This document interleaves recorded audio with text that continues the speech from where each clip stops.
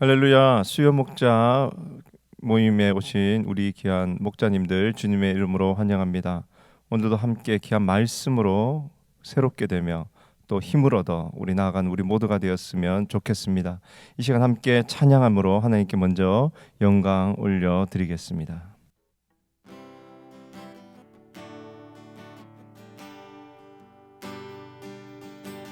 내 모든 것 나의 생명까지 다 주님 앞에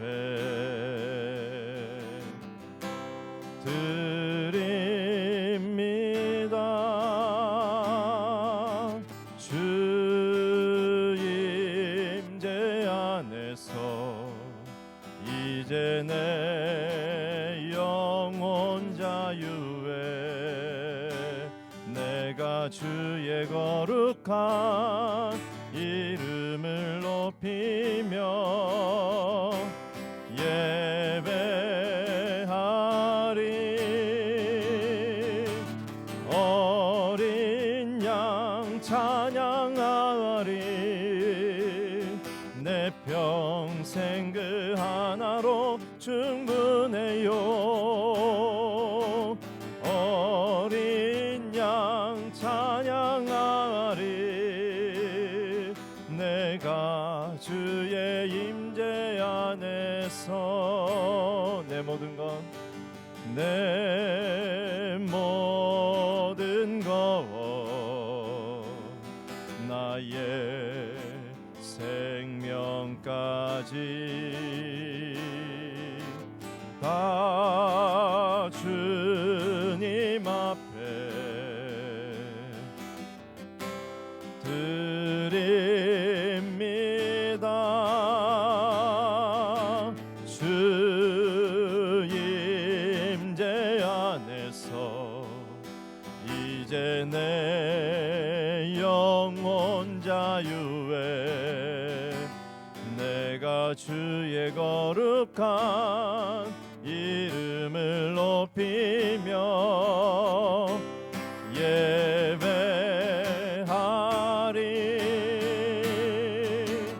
어린 양 찬양하리.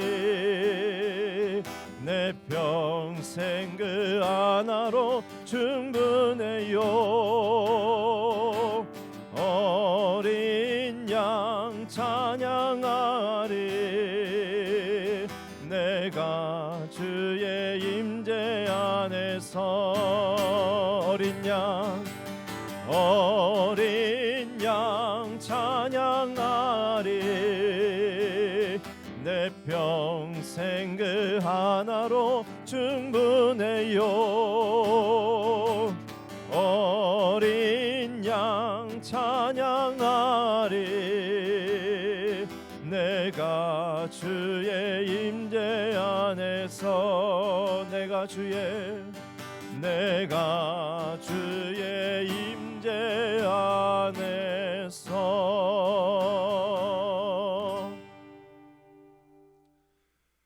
하나님 은혜와 사랑을 진심으로 감사드립니다.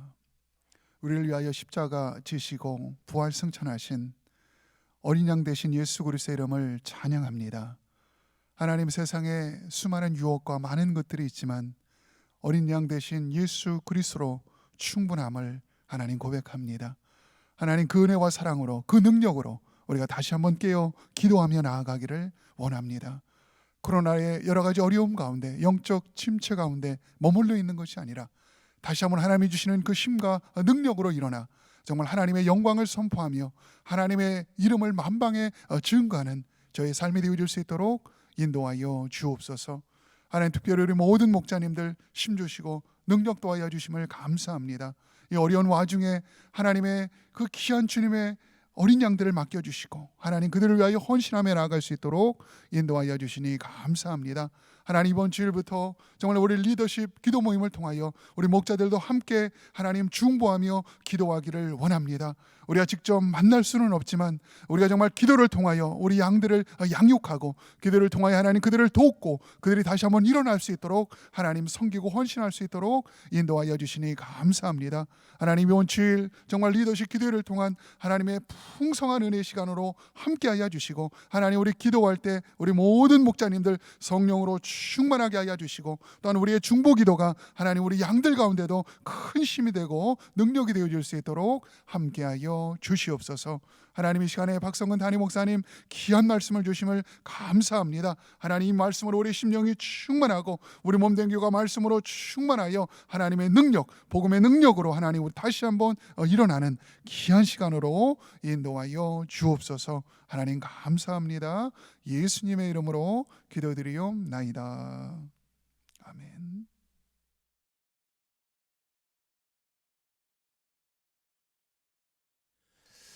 할렐루야. 우리 귀한 목자님들 또 주 안에서 한 주간 잘 보내신 줄 믿습니다. 날씨가 많이 추워지고 또 아침 저녁 일교차가 심합니다. 여러분께서 건강 조심하시고 또 영육간에 강건하시기를 바랍니다. 오늘은 고린도후서 13장 1절에서 5절까지 있는 말씀 다 함께 보겠습니다. 제가 봉독해 드리겠습니다. 내가 이제 세 번째 너에게 가리니 두세 정인의 입으로 말마다 확증하리라. 내가 이미 말하였거니와 지금 떠나 있으나 두 번째 대면하였을 때와 같이 전에 죄 지은 자들과 그 남은 모든 사람에게 미리 말하노니 내가 다시 가면 용서하지 아니하리라. 이는 그리스도께서 내 안에서 말씀하시는 증거를 너희가 구함이니 그는 너희에게 대하여 약하지 않고 도리어 너희 안에서 강하시니라. 그리스도께서 약하심으로 십자가에 못 박히셨으나 하나님의 능력으로 살아계시니 우리도 그 안에서 약하나 너희에게 대하여 하나님의 능력으로 그와 함께 살리라. 너희는 믿음에 있는가? 너희 자신을 시험하고 너희 자신을 확증하라.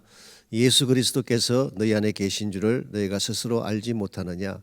그렇지 않으면 너희는 버림받은 자니라. 아멘. 우리 인생에는 반드시 다루어야 될 그 중요한 사안이 있고 그냥 둬도 큰 영향이 없는 일상적인 일들이 있습니다. 또 지금 당장 해야 될 긴급한 일이 있는가 하면 또 긴급하지 않은 그런 일도 있죠. 이것을 우리가 잘 구별해서 진짜 해야 될 그 중요한 사안을 먼저 다루어야지 우리 인생의 방향을 바르게 진행할 수가 있습니다. 여러분 잘 아시는 스티븐 콥이라는 분이 있죠. 우리 성공하는 사람들의 7가지 습관으로 유명한 분입니다. 이분이 쓴 또 다른 한 책이 있는데 First Things First라고 하는 책이 있습니다. 거기 보게 되면 우리 인생 가운데서 4가지 캐리고리로 그 해야 될 일을 분류를 했습니다. 첫째는 중요하면서 긴급한 것, 두 번째는 중요하지만 긴급하지 않은 것, 세 번째는 사소하지만 긴급한 것, 네 번째로 사소하면서 긴급하지 않은 것. 이게 4가지로 나누었습니다. 중요하면서도 긴급한 게 어떤 게 있을까요? 생명의 위기 같은 것, 또 영혼 구원 같은 것, 복음 전하는 것, 또 건강에 문제가 생겼다고 할 경우에는 중요하면서도 긴급하니까 빨리 병원을 가야 되겠죠. 뭐 자녀에 대한 문제, 가정에 대한 문제, 이 모든 것들은 중요하면서도 긴급한 사안입니다. 두 번째로 중요하지만 긴급하지 않은 것은 어떤 것이 있을까요? 예를 들면 듀데이트가 정해져 있는 프로젝트 같은 거, 이것은 마감일까지 마치면 되는 것입니다. 롱텀 릴레이션십 같은 거, 이런 것들은 중요하지만 지금 당장 뭘 다 해야 되는 건 아니죠. 세 번째로 사소하지만 긴급한 것이 있습니다. 화장실 가는 거 사소하지만 긴급한 거죠. 혹은 파이프가 터져서 물이 나온다 그러면은 빨리 조치를 해야 되지 않겠습니까? 이와 같은 경우는 사소하지만 긴급한 것이 되겠습니다. 네 번째로 사소하면서 긴급하지 않은 것들이 있습니다. 어떤 게 있을까요? 가장 대표적인 것이 가십하는 것입니다. 모여가지고 이런저런 우리 이야기하는 것. 이건 뭐 그렇게 긴급한 것도 아니고 또 중요한 것도 아닙니다. 혹은 요즘 젊은 사람들이 아무 생각 없이 SNS 이렇게 스크롤링하죠. 그냥 왔다 갔다 하는 일들을 합니다. 뭐 인터넷 검색하느라고 뭐 재미있는 것이 없나 이렇게 몇 시간씩 찾는 경우가 있죠. 이와 같은 것들은 사소하면서도 긴급하지 않는 것. 혹은 뭐 연속극 보는 거, TV 보는 거, 이와 같은 것들은 그렇게 중요한 것도 아니고 긴급한 것도 아니죠. 이 4가지 캐리고리 가운데에 진짜 중요하면서 긴급한 것이 무엇인가 이걸 잘 분별을 하고 우리 삶을 진행을 해야지 시간도 낭비하지 않게 되고 일도 잘 처리할 수가 있는 것입니다. 우리 영적 신앙생활에도 반드시 다루어야 될 중요한 사안들이 있고 또 그렇지 않는 것도 있습니다. 우리 영성에 있어서 진짜 중요한 것이 무엇일까요? 이것을 우리가 잘 분별을 해서 거기에 우리가 모든 것을 쏟아붓고 그것을 잘 처리를 해야지 우리 영성이 더 건강하게 세워질 수가 있겠습니다. 그래서 본문의 주제를 보시면 인생에서 정녕 중요하게 다루어야 할 것은 죄와 그리스도의 능력 그리고 구원에 대한 문제이다. 그렇게 제가 잡았습니다. 본문으로 들어가셔서 1번 문제. 오늘 본문은 지금까지 고린도 교회에서 제기되었던 문제들을 정리하는 말씀이다. 1절을 읽고 바울의 결심에 대해 나누어 보라 그랬습니다. 1절 말씀. 내가 이제 세 번째 너에게 가리니 두세 증인의 입으로 말마다 확정하리라고 했습니다. 이번에 방문을 하게 되면 즉 세 번째 방문이죠. 두세 명의 증인을 세워서 모든 것들을 시시비비를 가리고 확정하겠다 그렇게 말씀을 하고 있습니다. 여기 나오는 두세 명의 증인을 세우는 이슈는 신명기 19장 15절에 나오는 사람의 악에 대해서 증언할 때는 반드시 두세 명의 증언을 세우라고 되어 있어요. 그걸 인용했을 수도 있고 혹은 마태복음 18장 16절에서 예수님께서 하신 말씀 형제가 죄를 지었을 경우에 처음에 1대1로 만나서 대화를 하고 그래도 듣지 않으면은 두세 증인의 입으로 확정할지니라 그렇게 말씀하신 적이 있습니다. 그래서 신명기를 인용한 말씀일 수도 있고 혹은 예수님께서 말씀하신 이것을 반영한 것일 수도 있겠습니다만은 핵심은 이것입니다. 이번에 가면은 제대로 짚고 넘어가겠다 그런 이야기. 그동안 고린도 교회가 수많은 이슈들을 제기를 했습니다. 바울의 언변에 대한 이야기도 하고 외모에 대한 이야기도 하고 또 바울이 약속을 지키지 않는 사람이다 그런 이야기도 하고 또 왜 사례를 받지 않느냐 심지어는 속임수로 헌금을 착복하려고 하는 것이 아니냐 우리 바로 앞부분에 보면 그런 이슈들을 제기한 것이 나옵니다. 근데 사실 이와 같은 것들은 전부 다 넌 이슈들이에요. 진짜로 본질적인 이슈가 아닌데 이 중요하지 않은 이슈들 사실은 가변적인 이슈들을 그들은 너무 중요하게 다루고 이것을 가지고 사도직을 부정하고 바울을 쫓아내려고까지 한 것이죠.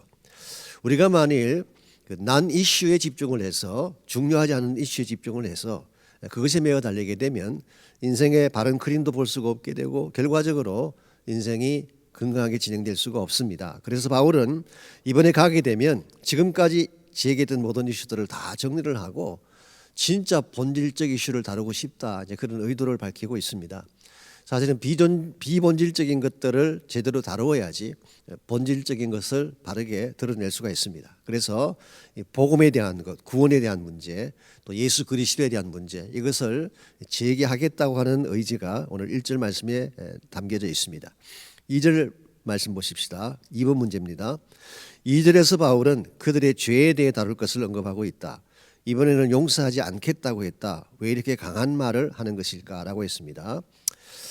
내가 이미 말하였거니와 지금 떠나 있으나 두 번째 대면하였을 때와 같이 전에 죄 지은 자들과 그 남은 모든 사람에게 미리 말하노니 내가 다시 가면 용서하지 아니하리라고 했습니다.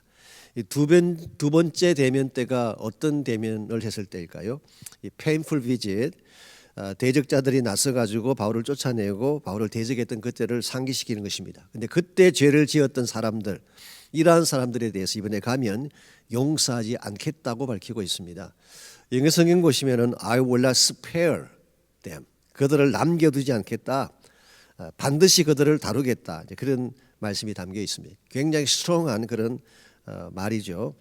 윌리엄 바클레이는 오늘 본문을 이렇게 설명하기도 했습니다. 약의 처방으로 안 된다면 이젠 수술 칼을 댈 수밖에 없다. 그렇게 오늘 본문을 해석을 했어요. 바울은 굉장히 스트롱하게 이야기를 하고 있고 죄를 짓고 죄를 제기했던 그 사람들에 대해서는 더 이상 용납하지 않겠다. 남겨두지 않겠다. 그렇게 말을 하고 있습니다. 가끔 그런 말을 하는 분이 있죠. 누가 뭘 잘못했을 경우에 사랑으로 품어야지 그렇게 처리하고 잘라내면 되겠느냐 이제 그런 말씀하는 분이 있는데요. 물론 그렇게 한 사람 자체는 받아들일 수 있을지 모르지만 그 사람이 행했던 죄에 대해서는 철저하게 다루는 것이 필요합니다. 이걸 그냥 큰돈하고 지나가게 되면 결과적으로 공동체가 다 상하게 되고 또 그 개인도 사실은 살아날 수가 없습니다. 그래서 바울은 사실 그 사람도 물론 다루겠지만 그 사람들이 지었던 죄에 대해서 철저하게 잘라낼 것을 말한 것입니다. 이 죄는 우리가 잘라내야 될 대상이지 품어야 될 대상이 아닙니다. 죄를 품게 되면 어떤 결과가 나올까요? 1차적으로는 본인을 상하게 합니다. 우리가 흔히 죄에 대해서 설교를 하면 사람들이 참 싫어하는데요. 만일 여러분의 몸속에 병이 있습니다. 그러면은 의사가 그 병을 정확하게 진단을 해서 지적을 해줘야지 치료가 가능한 것이지, 분명히 병이 있는데 두루뭉실 지나간다든가 뭐 괜찮습니다 그렇게 위로만 해가지고 그 해결이 되겠습니까? 그러므로 이 죄에 대한 문제는 1차적으로 본인을 상하게 하고 궁극적으로는 본인을 죽게 하는 것입니다. 그래서 죄는 반드시 잘라내야 될 그런 대상입니다. 또 한 가지는 이 죄가 있으면요, 주변 사람들에게 영향을 끼치게 돼 있습니다.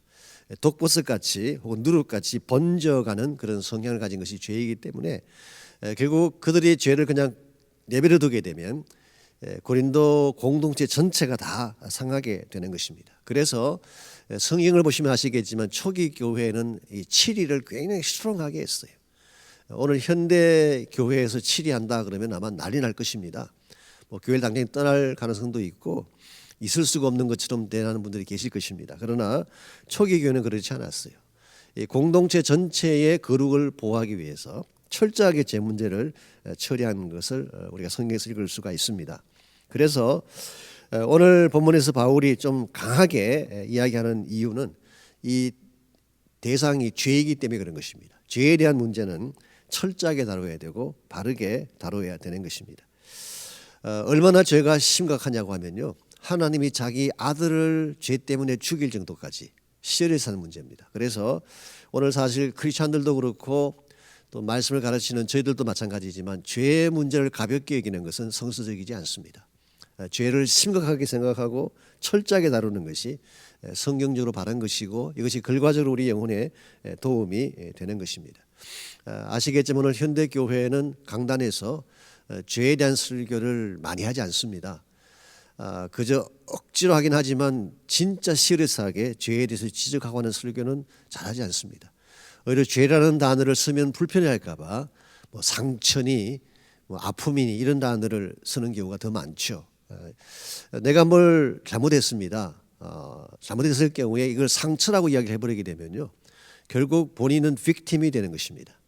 희생자가 된 것이지 본인의 잘못은 다 지나가는 것입니다. 그래서 굉장히 좋은 단어이고 좋은 용어이긴 하지만 사실 강단에서 이게 너무 많이 강조가 될 경우에는 진짜 문제를 다루지 못하는 그런 위험이 있는 것입니다. 그래서 바울은 이 죄 문제에 대해서 아주 철저하게 다루고 있고 이것이 우리가 영성을 바르게 하는 데 있어서 제일 먼저 해야 될 일인 것을 강조하고 있습니다.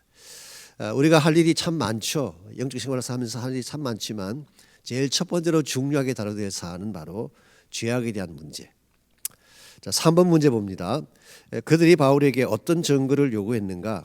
여기에 대한 바울의 답변을 정리해 보라. 3절에 보시면은 이는 그리스도께서 내 안에서 말씀하시는 증거를 너희가 구함이니 그는 너희에게 대하여 약하지 않고 도리어 너희 안에서 강하시니라 그랬어요.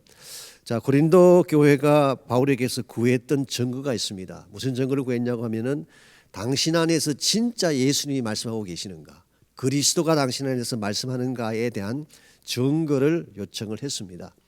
이걸 쉽게 표현하면 당신이 하는 말이 하나님 말씀인가, 영감에 근거한 말씀인가라고 하는 이렇게 지적을 한 것입니다.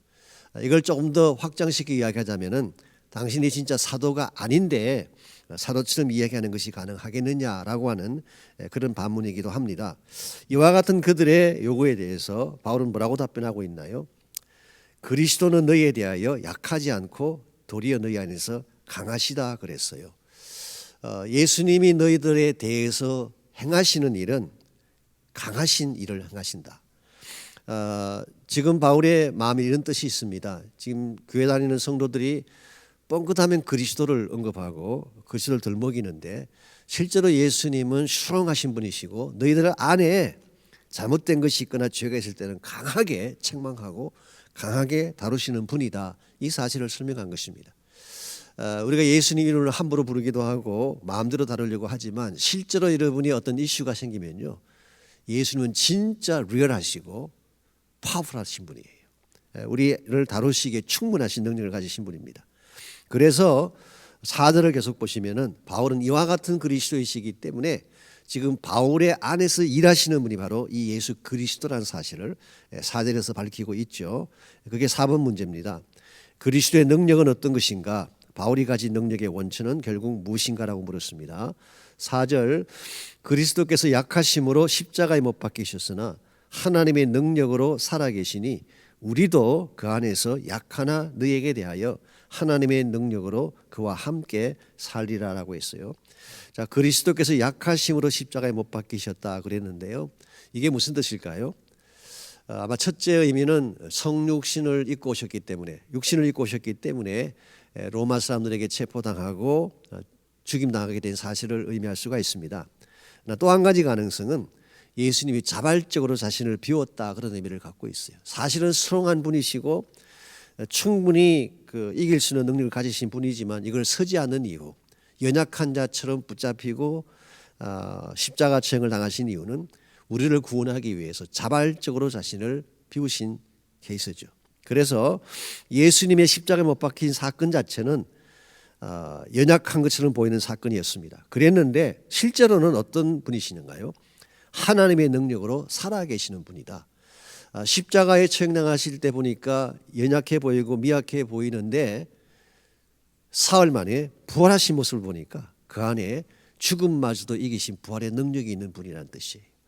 한 가지 여기서 우리가 좀 짚고 넘어가야 될 것은요, crucified, 못 박혔다는 이것은 과거 시제, 정확히 말하면 에오레시드 시제로 되어 있습니다. 그런데 하나님의 능력으로 살아 계시니라고 할 때는 present tense예요. 그래서 He is living in me. 그는 내 안에 하나님의 능력으로 살아 계신다. 바로 이 예수님이 지금 바울 안에 살아서 역사하신다는 뜻이에요. 그래서 바울이 가지고 있는 모든 능력의 원천은 바울 자신이 가지고 있는 뭐 학벌이랄지 지식이랄지 외적인 능력이 아니라 내 안에 살아계신 부활하신 예수님 그 자체가 바울이 내세울 수 있는 최상의 능력이고 그것이 바울 사역의 능력의 본질이라고 그렇게 할 수가 있겠습니다. 그래서 그 안에서 우리도 약하지만 하나님의 능력으로 그와 함께 살리라라고 그렇게 선포를 하고 있습니다. 사실 우리가 인생을 살아가면서도 참된 능력의 원천이 필요한데 크리스천 삶에 있어서의 참된 능력의 원천은 내 안에서 나오지 않습니다. 내가 노력하고 내가 뭘 만들어서 행하는 능력은 한계가 있고 또 능력이 있다고 하더라도 다른 사람과 비교해 볼 때 별 차이가 없습니다. 그런데 내 안에 부활하신 예수님이 살아서 일하신다면 이건 세상이 감당할 수 없는 파워이죠. 그래서 우리가 정말 관심 가져야 될 것은 세상적인 파워나 권력이나 능력이 아니라 내 안에서 일하시는 부활의 예수님이 가지신 능력, 여기에 관심을 갖고 예수님과 커넥트 되어야지 우리가 참 능력 있는 삶을 사는 것입니다. 그래서 크리스천 삶의 핵심은 in Christ, 그리스도 안에 거하는 삶을 사는 것이죠. 사도 바울은 뭐 오늘 본문 아니라 다른 데서 여러 차례 말씀했습니다. in Christ, 그리스도 안에, 그리스도 안에. 오늘 본문에서도 그 안에서 약하나 하나님의 능력으로 그와 함께 살리라. 이것이 우리가 관심 가져야 될 두 번째 중요한 사안이라고 할 수가 있겠습니다. 5번 문제, 바울은 오히려 그들이 점검해야 할 것이 있음을 밝히고 있다. 5절을 읽고 그들이 확정해야 할 것이 무엇이며 이것이 왜 중요한지 나누어 보라 그랬습니다. 5절은 우리가 너무나 잘 아는 말씀이죠. 흔히 구원의 확신을 설명할 때 가장 많이 인용되는 말씀이기도 합니다. 너희는 믿음에 있는가? 너희 자신을 시험하고 너희 자신을 확정하라.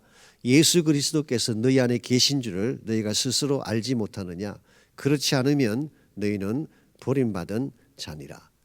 여기에 굉장히 강한 그런 도전이 있습니다. 지금 고린도 성도들이 바울에 대해서 여러 가지 이야기를 하고 있잖아요. 뭐 이러쿵저러쿵 이야기하고 뭐가 있니 없니 속였니 안 속였니 수많은 이야기들 이야기합니다. 바울의 포인트는 이것입니다. 오케이, 나에 대해서 너희들이 뭐라고 말하든 that's fine. 뭐 나의 사도직을 인정하든 부정하든 내가 인격이 어떠하든 뭐 너희들이 존경을 하든 존경하지 않든 that's fine. 그러나 한 가지 너희들이 진짜 점검해야 될 것이 있다. 너희 안에 그리스도가 계시는가? 이걸 질문하고 있는 것입니다. 이런 면에서 내 안에 그리스도가 계시는가? 이 질문은 여러분이 물어야 될 가장 중요한 질문이고 여기에 대한 확신이 분명하지 아니하면 여러분의 크리스찬 삶은 maybe 잃어버린 삶일 가능성이 있다는 것입니다. 그래서 너희가 믿음에 있는가 시험하고 확정해 보라 그랬죠. Test and prove whether you are in faith. 여기서 말하는 믿음은 예수님을 영접하는 믿음이고 이 믿음의 핵심은 크라이스트입니다. 그리스도입니다. 그래서 너희들이 진짜 믿음 안에 있는가 테스트해보고 확정을 해보아라. New Living Translation은 If your faith is genuine, 너희들이 믿음 가졌다고 말하는데 진짜 그게 순전한 믿음이냐, 바른 믿음이냐, 혹시 가짜 믿음이 아니냐라고 그렇게 번역을 하기도 했습니다. 만일 예수님이 우리 안에 계신다는 것을 인식할 수 없다면 너희가 버림받은 자일 가능성이 있다. 굉장히 무서운 말씀이죠. You may be lost.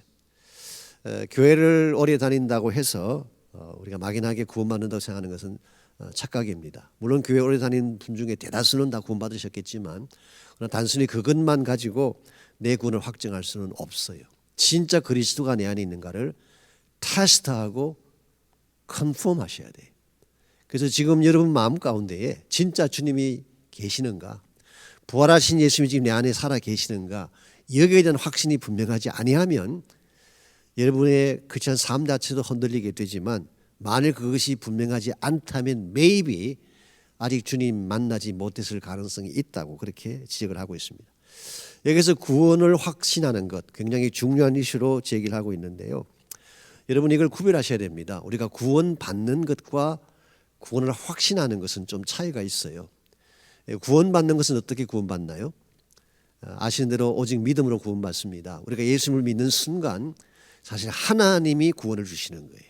그래서 구원 사건은 내가 이루는 사건이 아니고 하나님이 주시는 사건. 그래서 은혜의 사건이고 선물의 사건이라고 할 수가 있습니다. 이건 구원 사건이에요. 그래서 여러분들이 뭐 감정적으로 뜨겁든지 차갑든지 상관하지 아니하고 진짜 예수님을 나의 구원자로 영접했으면 하나님이 구원을 주시는 거예요. 이게 구원받는 것입니다. 근데 구원의 확신이라고 하는 것은 조금 다른 차원입니다. 이것은 구원받은 사람이 받은 구원에 대해서 보이는 반응을 말하는 것입니다. 내가 진짜 예수님 믿었기 때문에 나는 구원받은 것이 분명하다라고 하는 자기 안에서 시작되는 확신을 말하는 거예요. 그래서 내가 구원받은 게 확실하다면은 한 번 받은 구원은 절대로 빼앗기거나 잃어버릴 수가 없죠. 여러분께서 만일 나에게 주어진 구원이 확실하다, 내가 오늘 죽어도 천국 갈 수 있다고 확신한다면은 그 분명한 근거가 하나님이 나에게 구원을 주셨다는 것을 인식해야 돼요. 그래서 사실 구원의 확신에 대해서 좀 이렇게 부정적인 견해를 가진 분들이 그 이야기를 가만히 들어보면은 구원 사건을 본인에게서 시작된 사건으로 자꾸 이야기를 해요. 내가 믿었고, 내가 교회 나갔고, 내가 뭘 했고, 이 구원의 출발점이 내 자신이 되면요, 구원을 확신하기가 참 쉽지가 않습니다. 그러니까 나는 흔들릴 수가 있고, 오늘은 뜨겁게 믿었는데 내일 내 마음이 식을 수도 있잖아요. 그래서 이 구원을 확신하게 되는 그 베이시스는 이 구원이 누가 시작한 것인가, 이걸 확신하는 게 참 중요합니다. 그래서 내가 시작한 것이 구원이라면 확신하기가 쉽지 않아요. 근데 만약 하나님이 시작하셨다면 하나님 자신이 변하지 않는 한 우리 구원은 확실한 것입니다. 그래서 항상 성경이 말하는 구원 사건은 God's initiative, 하나님이 시작하신 거예요. 우리 안에 착한 일을 시작하시니까 누가 시작하셨나? 하나님이 시작하셨어요. 구원의 사건은 내가 시작한 것이 아닙니다. 하나님이 시작하신 것입니다. 그러나 이와 같이 하나님이 시작하셨기 때문에 우리는 구원을 확신하게 되고, 또 한 가지 중요한 것이 있습니다. 이 구원을 확신할 수 있는 중요한 근거 중에 하나가 약속의 말씀이에요. 이 말씀의 근거에서 여러분이 구원을 확신하셔야지 그 구원이 흔들리지 않게 되지, 단순히 감정이나 어떤 인식을 가지고 자꾸 구원을 설명하려고 하다 보면은 헷갈릴 가능성이 많게 되는 것입니다.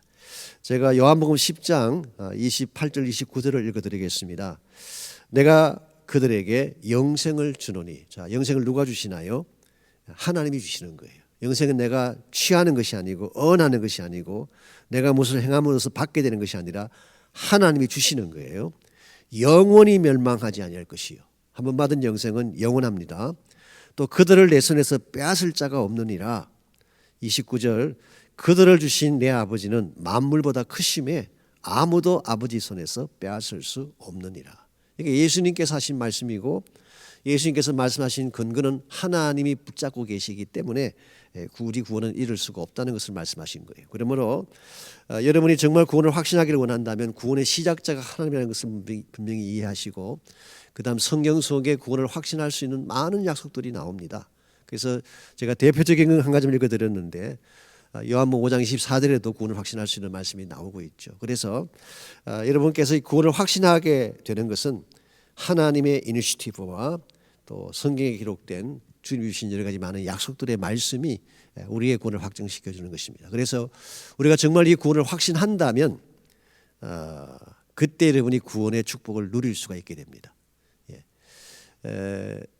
어떤 분들은 내가 죽는 순간까지 구원을 확신할 수 없다고 이야기하는 분이 계시는데요. 그렇게 되면 내가 구원 받았는지 안 받았는지가 확실하지 않다면 하나님이 나에게 주신 이 죄속함에 대한 축복이랄지 뭐 천국에 대한 확신이랄지 이 모든 것들이 불분명해지는 것입니다. 하나님은 나에게 선물을 주셨는데 내가 선물을 받았는지를 인식하지 못한다면 그걸 누릴 수가 없잖아요. 그래서 우리가 구원을 확신하게 되면 구원의 기쁨을 누릴 수가 있게 됩니다. 또 한 가지 구원 확신의 중요성은 그래야지 구원을 전할 수가 있게 돼요.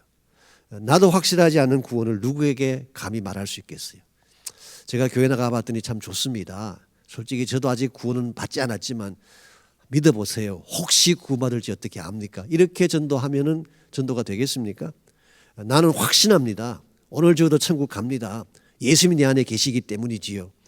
형제님도 그렇게 되시길 원합니다. 이렇게 해야지 구원이 증거되지 않겠습니까? 그래서 사실 고린도 교회의 문제는 외적인 여러 가지 많은 이슈들이 문제가 아니라 내적으로 진짜 그리스도가 살아계시는가, 믿음 가운데 바로 서 있는가, 구원의 확신 가운데 있는가, 이것이 진짜 중요한 이슈라고 하는 사실을 바울이 오늘 본문을 통해서 소개하고 있습니다. 그래서 6번 문제 보시면 지금까지 했던 것들을 총 정리합니다. 인생에는 다양한 이슈들이 있다. 우리가 정녕 중요하게 다뤄야 될 것들은 무엇인가? 즉 우리의 생명과 관련되고 영원한 축복과 관련된 이슈들. 그게 세 가지를 오늘 본문이 다루고 있습니다. 첫째가 죄악에 대한 문제, 두 번째가 능력의 원천에 대한 문제, 세 번째가 구원의 확신에 대한 문제. 이 세 가지가 사실은 크리스찬 삶에 있어서 가장 긴급하고 중요한 문제이고 여기에 대한 확신이 분명하지 않다면 지금이라도 빨리 이 문제 앞으로 나가야 돼요. 그리스도 앞으로 나가고 주님을 영접하고 구원받는 축복이 있어야 되는 것입니다. 나눔과 적용 문제 보겠습니다. 1번 문제, 인생에는 일상적인 문제들도 있고 반드시 다루어야 할 중요한 사안도 있다. 당신이 중요하게 생각하는 이슈는 어떤 것인가 라고 물었어요. 제가 서러운 부모님이 소개를 해드렸습니다. 중요하면서도 긴급한 이슈가 있죠. 그게 생명에 대한 것입니다. 혹은 자녀에 대한 것, 아니면 사랑에 대한 문제, 이와 같은 것들은 굉장히 중요한 이슈들이죠. 그 반면에 중요하지 않은 것들, 뭐 오늘 점심 때 뭘 먹을 것이냐, 짜장면이냐 짬뽕이냐, 이 선택은 별로 중요한 이슈가 아니에요. 어느 걸 먹어도 상관없고 안 먹어도 괜찮아요. 뭐 TV 어느 프로그램을 볼 거냐, 뭐 운동을 볼 것이냐, 아니면 드라마를 볼 것이냐, 이건 사소한 것입니다. 중요한 것이 아닙니다. 그래서 한번 여러분께서 중요하게 생각하는 이슈가 무엇인가를 나눠보시기를 바랍니다. 정치가 중요한 분도 계실 것이고 경제가 중요한 분도 계실 것이고 아니면 뭐 운동이나 노는 게 중요하게 느끼시는 분도 계실지 모르겠습니다. 한번 여러분께서 진짜 인생의 중요한 어젠다가 무엇인지를 나누시면 좋겠습니다. 2번 문제, 사람들은 죄에 대한 말씀 듣기를 싫어한다. 그런 설교를 많이 하면 사람들이 떠나간다. 왜 그럴까요? 죄는 다 부담스럽기 때문에 그렇습니다. 이 죄에 대한 것은 누구에게나 부담이 가요. 그래서 싫어하는 것입니다. 그러나 싫어한다고 해서 이 문제를 안 다루면 어떻게 될까요? 그 죄가 우리를 죽이는 것입니다. 그래서 사실은 듣고 싶어하지 않고 부담스러워 할지라도 죄에 대한 문제는 다뤄야 돼요. 다뤄야 되고 뭐 교회가 더 성도가 많이 모이고 부흥한다는 전제하에 이 문제를 스킵하게 된다면 하나님 앞에서는 바른 사역자라고 할 수가 없습니다. 그래서 죄에 대한 문제는 반드시 다뤄야 됩니다. 당신의 경우는 어떠한지 나눠보라 그랬습니다. 여러분께서는 죄에 대한 이슈를 듣는 것이 어떻게 느껴지시는지, 거기에 대해서 여러분이 바르게 받고 또 죄를 처리하고 바른 삶을 살기를 결심하시는지, 아니면 뭐 다른 어떤 의견을 가지고 계시는지 나누시면 좋겠습니다. 3번 문제, 그리스도 안에 거하는 삶, Life in Christ. 이것은 크리스찬 삶의 핵심이다. 왜 그런가라고 물었어요. 요한복음 15장 5절에 보면은 나는 포도나무요 너희는 가지니 저가 내 안에 내가 저 안에 있으면 이 사람의 과실을 많이 맺나니 나를 떠나서는 너희가 뭐라고 했어요?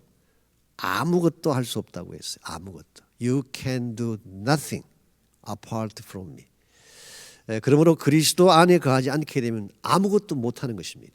할 수가 없어요. 왜냐하니까 예수님 안에 들어가야지 생명의 축복도 누리게 되고 능력도 받게 되고 기쁨도 누리게 되고 평안도 누리게 되는 것인데, 그리스도 안에 들어가 있지 않다면 성경이 약속하는 모든 축복은 나와 상관이 없는 것입니다. 그래서 여러분께서 가장 중요하게 생각해야 될 것이 여러분의 인생이 in Christ, 그리스도 안에 있는 것을 확인하시고, 내가 예수 믿은 이후에도 내가 주님 안에 거하는 삶을 살 때도 있고 그렇지 않을 때도 있습니다. 그래서 여러분께서 매일 아침마다 주님 앞에 나가서 기도하고 큐티해야 될 이유가 여기 있고, 가능하다면 아침에 받은 그 말씀 가지고 하루 종일을 사시면서 그리스도가 내 안에 계심을 누리는 삶, 그게 진짜 파워풀하고 바른 크리스천 삶이 되는 것입니다.